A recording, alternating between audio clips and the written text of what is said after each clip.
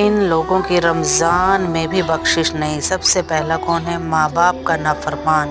ماں باپ کے نافرمان کے لیے تو میرے نبی صلی اللہ علیہ وسلم نے کہا کہ اللہ ہر گناہ کی سزا موت کے بعد بھی دیتا ہے، لیکن ماں باپ کے نافرمان کی سزا دنیا میں بھی ملتی ہے اور مرنے کے بعد بھی ملتی ہے۔ دوسرا کون؟ رشتہ داری توڑنے والا۔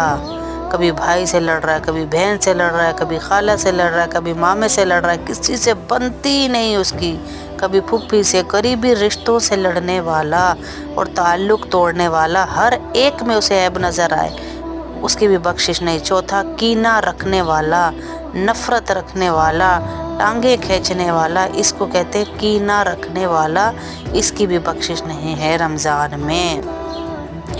سب کی بخشش ہو جاتی لیکن ان چار کی نہیں ہوتی ہے۔ ابھی آپ سن کے توبہ کر لیں۔ سب سے پہلا شراب پینے والا